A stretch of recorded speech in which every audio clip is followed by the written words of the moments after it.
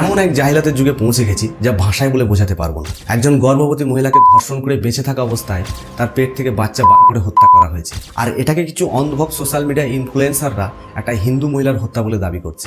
এটি একটি বাঙালি হিন্দু মহিলার সাথে হয়েছে, আর কতদিন হিন্দু মহিলাদের ওপর এইভাবে অত্যাচার চলবে? আরে অন্ধভক্তরা, এটা কোনো হিন্দু মুসলিম মহিলা নয়, এটা একটা নিরীহ নারীর নির্যাতন, যেখানে ফুটে উঠেছে মানবতার বিপর্যয়, আমাদের সমাজের বিপর্যয়।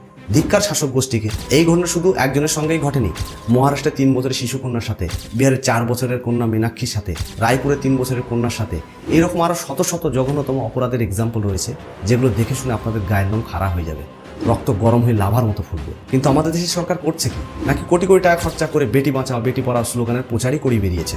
আমাদের ট্যাক্সের টাকা দিয়ে প্রশাসনকে পুষছি আমরা আমাদের সুরক্ষার জন্য, নাকি দেশের রাজনৈতিক নেতা মন্ত্রীদের Y category Z category security দেওয়ার জন্য? যখন আমাদের মা বোনেরাই সেফ নয়, তাহলে তাদেরকে কি দরকার? আপনারাই কমেন্ট করে বলুন। ভিডিওটি ইনফরমেটিভ মনে হলে লাইক সাবস্ক্রাইব অবশ্যই করবেন।